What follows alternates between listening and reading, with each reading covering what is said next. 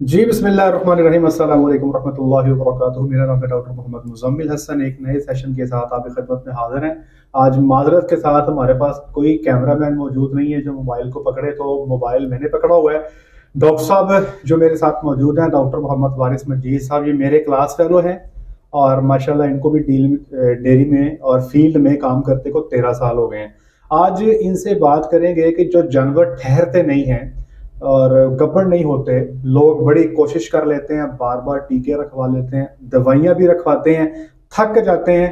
तो फील्ड में एक आम लफ्ज आपने सुना होगा कि जी फलाने पिंड के अंदर फलाना बाबा सौन करता है। तो डॉक्टर साहब पहले तो हमारी ऑडियंस को ये बताएं, क्योंकि आप फील्ड में रहते हैं, ये सौन करना क्या होता है डॉक्टर साहब?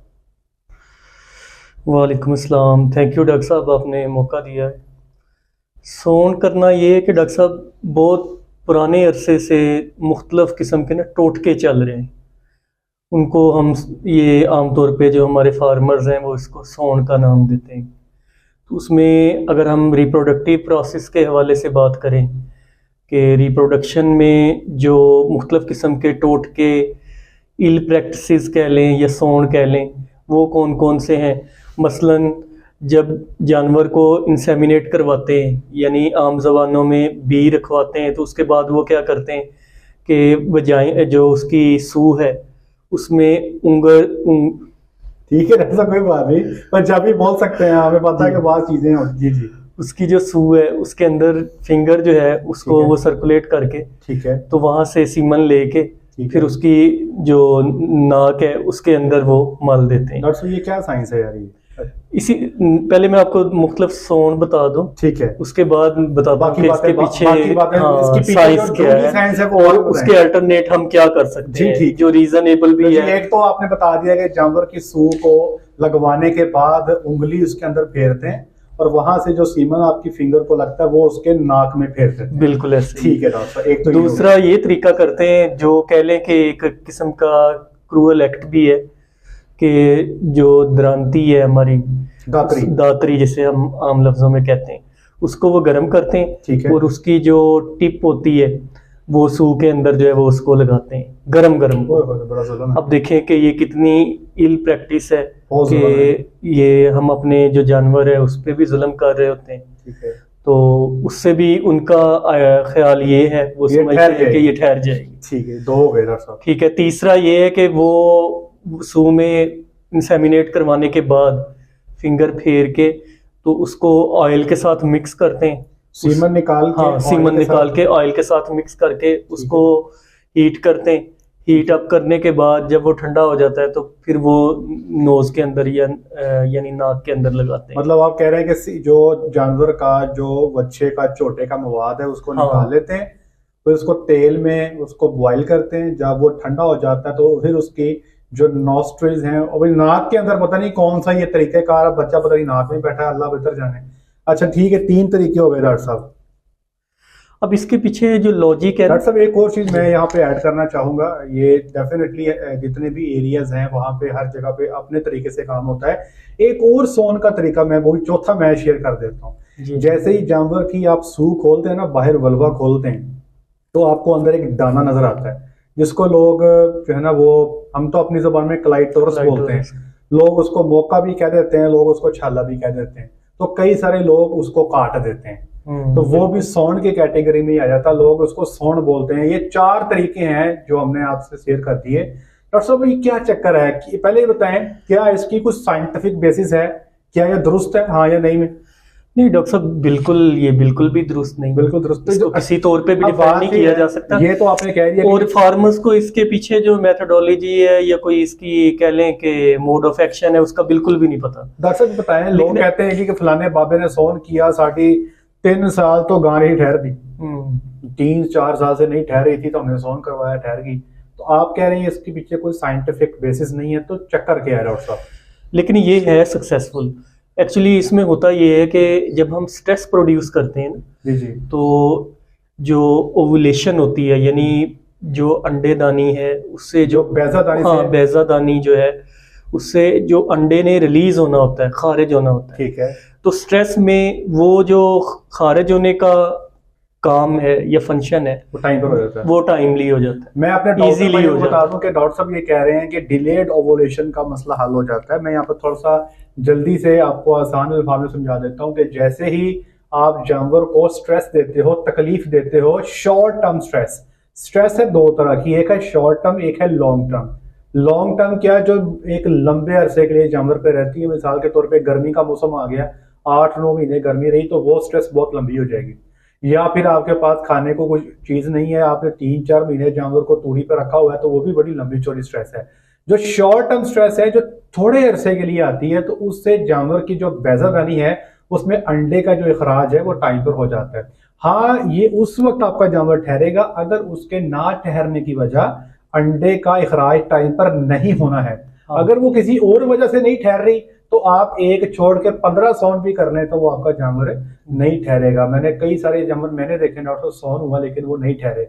लेकिन होता पता क्या डॉक्टर साहब, आपने 15 जानवरों का सौन करवाया, एक ठहर गया तो लोग 14 को भूल जाएंगे और इस एक का तस्करा शुरू कर देंगे कि वो ठहर गई थी जनाब, तो फलाने बाबे को पहुंच जाओ। ठीक है डॉक्टर साहब, तो मसला इस तरह से जो है वो बनता है, जिसकी वजह से ये चीजें फिर आगे चल पड़ती हैं।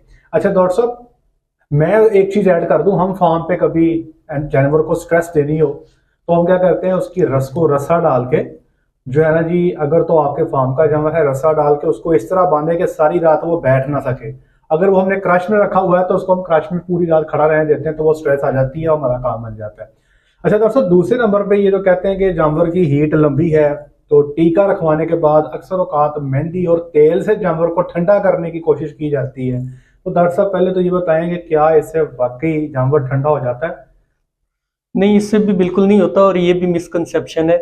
देखें, दुनिया में जो ग़िज़ाई अज्जा हैं उसको हम 6 कैटेगरीज में डिवाइड करते हैं। ठीक है कार्बोहाइड्रेट है, प्रोटीन है, लिपिड या फैट है, डॉक्टर साहब आपकी एफएससी बहुत स्ट्रांग है। विटामिन्स जी। हैं, मिनरल्स हैं और वाटर है। ठीक है ठीक हो गया। तो इन 6 में अगर हम एनर्जी वैल्यू देखें ना, तो सबसे ज्यादा फैट और लिपिड की है। ठीक है लेकिन हमें ये आज तक नहीं समझ आ रही कि हमें बार बार यही सुनने को मिलता है जी कि तेल दे दें, ये ठंडा होता है। हाँ, ठीक है, वो बिल्कुल भी नहीं होता। हाँ। ये एक साइकिल होता है, कुछ देर के बाद एनिमल ने खुद ही उस साइकिल में से जब पास हो जाना है तो वो कूल डाउन हो जाता है, बिल्कुल जिसे आम लफ्जों में हम कहते हैं कि जानवर ठंडा हो गया। डॉक्टर साहब अगर इस तरह तेल से जानवर हाँ, ठंडा हो जाए तो फिर पाकिस्तानी यदि वहां पे ठंडी रहे। हाँ, आप देखें, आप कॉर्पोरेट डेयरी को डील करते हैं तो वहाँ पे कितने एनिमल्स होते हैं। डॉक्टर साहब तो क्या आप इंसेमिनेशन एक एक दिन में 50-60 एनिमल को कर रहे होते हैं, जी। तो उसके बाद आप तेल देते हैं? डॉक्टर साहब कभी नहीं दिए। नहीं देते ना। ना। तो यही है बिल्कुल। तो हाँ। इसके पीछे कोई लॉजिक नहीं है और इसका कोई साइंटिफिक बेनिफिट। मैं कहता हूँ इस तरह डॉक्टर साहब, ये जो चीजें ना जी पुराने जमाने से चलते आ रही हैं, जिस तरह किसी बंदे ने कह दी वो उस बंदे ने आगे वैसे ही पहुंचा दी, उसने तहकीक भी ना की, तो फिर चीजें ऐसी ही आगे चलती जाती। जब तक आप तहकीक नहीं करेंगे, चीजों को आजमाएंगे नहीं, तो उतनी देर तक आपको ना पूरी समझ नहीं आएगी। देखें, ये वेस्टेज ऑफ मनी भी है और खुदा ना खास्ता ड्रेंचिंग हो जाए बहुत हो जाती तो है उसके और बहुत ज्यादा डॉक्टर चांसेस साहब। होते हैं। अभी आप वीडियो रिकॉर्ड करवा रहे हैं, अल्लाह जानता है कि अभी कोई आधे घंटे पहले एक फार्मर ने राब्ता किया है कि बड़ी बेहतरीन क्वालिटी की बच्ची है, पहलन उसको टीका रखवाया, टीका रखवाने के बाद उसको तेल मेहंदी दी है, वो उसके फेफड़ों में चली गई है। अब वो बेचारे कसाई को बेच रहे हैं। मुझे उन्होंने कहा कि आखिरी हल के तौर पे अगर आप कोई टीके इंजेक्शन बता सकते हैं तो बता दें, वरना ये कसाई को जा रही है। तो इतना अच्छा और बेहतरीन जानवर जो है एटीएंट आपको मार्केट में सेल करना पड़ जाता है। तो डॉक्टर साहब, गब्बन करने के लिए अगर आप जल्द 3-4 बातें बता दें, अगर जानवर को हम जल्दी गब्बन करना चाहते हैं, कोई गुजारिशात जो आप देना चाहते हैं, क्योंकि आप फील्ड में रहते हैं, आप क्रॉस के जानवरों को, जो छोटे फार्मर के जानवर हैं उनको आप मेरे से बेहतर समझते हैं, तो क्या समझते हैं, क्या गुजारिशात? देखिए, जो छोटे फार्मर्स हैं ना, उनकी एक तो फीड फार्मूलेशन जो है वो प्रॉपर नहीं है। ठीक है सबसे पहले अपनी फीड को बेहतर करें जी।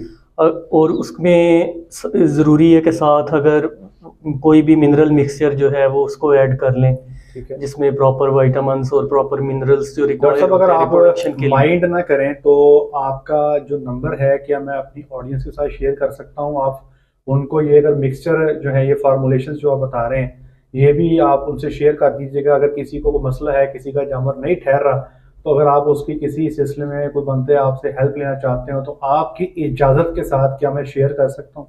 जी जी, बिल्कुल कर दें। मैं चाहता हूँ कि आप अगर उनके डॉक्टर साहब, मैं चाहता हूँ हमारी टीम इंक्रीज होना चाहिए। मेरे पास इतना टाइम नहीं होता सारे बंदों को मैं रिप्लाई करूँ, कोशिश तो करते हैं। मैं चाहता हूँ आप ही हमारी टीम का हिस्सा बने। आप लोगों को ये जो आप बता रहे हैं ब्रीडिंग को इम्प्रूव करने के लिए जो सप्लीमेंट्स देने हैं वो भी आप बताएं लोगों को। साथ में सीमन के हवाले से डॉक्टर साहब की माशाल्लाह बड़ी ग्रिप है, और सीमन सिलेक्शन पे डॉक्टर साहब जो है किसी दिन इनसे पूरा लेक्चर लेके आपको दिखाएंगे, आपको हैरान कर देंगे डॉक्टर साहब इंशाल्लाह। सीमन सिलेक्शन भी आप डॉक्टर साहब से करवा सकते हैं। ब्रीडिंग पे डॉक्टर साहब जो है, जैसे डॉक्टर साहब जिस सीवीएच में आपकी ड्यूटी है वहां पर कितने जानवर है टोटल ओवरऑल? वहाँ पे तकरीबन 20,000, मोर देन 20,000, मतलब 20,000 से ज्यादा जानवर डॉक्टर साहब की टेरिटरी में आते हैं। ये फैसलाबाद की बहुत मशहूर जो है कॉलोनी, भैंस कॉलोनी, वहां पर जो है ये अपनी सर्विसेज अंजाम देते हैं। नहीं डॉक्टर साहब, आपका मैं ये नंबर ये शेयर कर रहा हूँ। एट दी एंड कोई मजीद कमेंट्स आप पास करना चाहते हैं जरूर कीजिएगा सर। अच्छा, ब्रीडिंग के वाले से जैसे आपने पूछा, उसमें सब मैं जल्दी तेज़ी से बता दूं कि सबसे पहले नंबर पे जो है वो आपकी फीड फार्मूलेशन है, वो बहुत इम्पोर्टेंट है। सेकेंडली जो आपकी सिलेक्शन ऑफ सीमन है वो भी बहुत ज़्यादा इम्पोर्टेंट है कि हम मार्केट में मुख्तलिफ टाइप्स के जो सीमन्स हैं, सीमन अवेलेबल हैं, तो हम बगैर उसके करैक्टरिस्टिक्स जाने, बगैर इवैल्यूएट किए, कंसंट्रेशन भी चेक बस जो अवेलेबल होता है उसको हम फौरन रखवा लेते हैं। तो ये बहुत बुरी प्रैक्टिस है, इससे भी हमें बचना चाहिए। इसी से हम अपनी लाइफ स्टॉक में बेहतरी ला सकते हैं। तो सीमन सिलेक्शन पे बहुत ज़्यादा जोर देना चाहिए। हमें पता होना चाहिए कि जो हम सीमन यूज़ कर रहे हैं इसके अंदर स्पर्म काउंट कितना है, क्योंकि मार्केट में मुख्तलिफ स्पर्म काउंट के जो स्ट्राज हैं वो अवेलेबल हैं। अब जैसे अगर हम सेक्स की बात करें तो 12 मिलियन, 4 मिलियन इसके अवेलेबल हैं। टेक्नोलॉजी का फर्क भी है। हाँ, टेक्नोलॉजी का डिफरेंस भी है, ये हमें नहीं पता। तो इसी तरह जो बाकी कन्वेंशनल सीमन हम यूज़ करते हैं उसमें भी स्पर्म काउंट जो है उसका डिफरेंस आता है। तो हमें बेहतर स्पर्म काउंट और जिसकी मोटिलिटी जो है वो बेहतर हो, उसको सिलेक्ट करना है। नहीं डॉक्टर साहब, मैं चाहूंगा कि मैंने आपका नंबर दे दिया, आप लोगों की हेल्प करें, ये सदका जारिया समझ के। इंशाल्लाह उम्मीद है कि अल्लाह आपके लिए आसानी वाला मामला फरमाए, हमारे सारे फार्मर्स के लिए आसानी वाला मामला फरमाए। डॉक्टर साहब, आपके टाइम का बहुत शुक्रिया। उम्मीद करते हैं कि आज का सेशन हमारे ऑडियंस के लिए बहुत यूज़फुल होगा और कुछ नई चीज़ें हमारे नए वेटनेरियंस को सीखने को ज़रूर मिली होंगी। आज के लिए इतना ही। अपना ख्याल रखिएगा, दुआ में याद रखिएगा, 5 वक्त की नमाज अदा कीजिएगा। अस्सलामु अलैकुम।